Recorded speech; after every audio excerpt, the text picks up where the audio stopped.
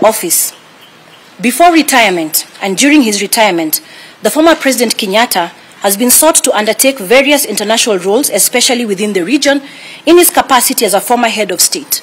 And among them was his appointment as a peace facilitator by the East African Community Heads of State during the 22nd Ordinary Meeting of East Africa Heads of State Summit that was held on the 22nd of July 2022 in Tanzania, Arusha.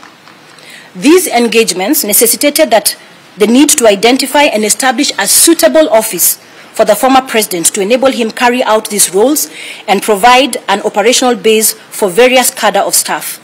Now, with no response from State House and a lack of commitment to finalize on the issue of the office space, His Excellency, the former president, identified a suitable office space, as you can see where we are, and went ahead to fully furnish and equip it from his pocket. A formal letter was written to State House requesting valuation of the office that was identified by the former President Kenyatta as suitable for him to carry out his duties. However, the office did not receive a response on the issue, and instead, the communication that the office received was via message, text message, by the then in charge, Mr. John Makumi. And in his statement, he indicated the estimates of the property in question. Where we are, and that is the office that was selected by the former president. In your communication pack or in your press kit, you will find the communication that alludes to this statement. To date, this office runs on the former president's goodwill as it waits upon action from State House. On the issue of vehicles, as indicated earlier, the former president is using vehicles given to him on a transitional basis. The office would like this to go on record, that after transition, a conversation on the purchase of vehicles as required by the Act commenced between the two offices. That conversation I have made available for you also on the kit, and it notes that the identification of vehicles was done, down to the color of the vehicle, and then the conversation froze. To date, no discussions have been revived. We don't know if the cars were purchased or not. On international trips, since retirement, the former President Uhuru Kenyatta has undertaken several official trips related to the roles and duties he has engaged in, and only 2 such trips have been honored.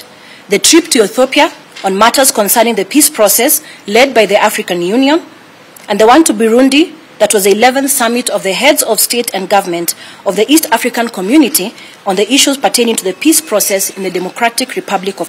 Now the budget is the 4th issue.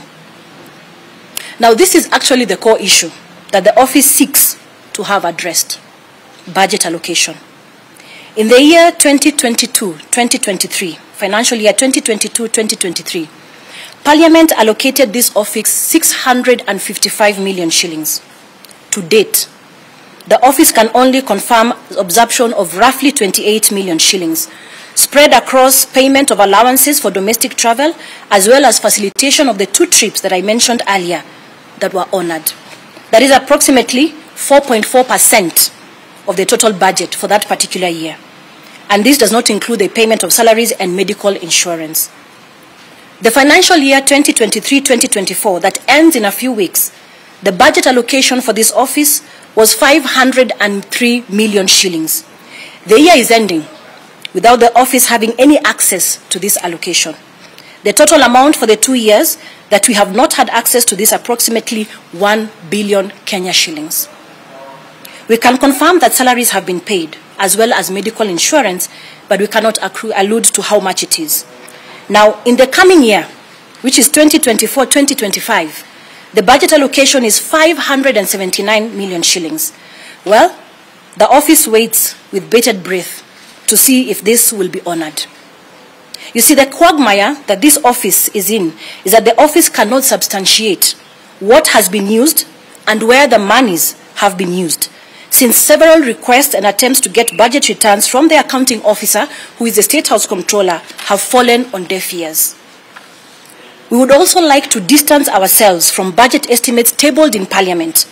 Our position is that we had no input on the budget estimates that informed the allocation of 450 million shillings that Treasury projects to allocate the office of the third retired president in the coming year of 2025-2026, which is 475 million shillings for the year 2026-2027, as was reported by the Star newspaper of the Tuesday, May 14th, 2024.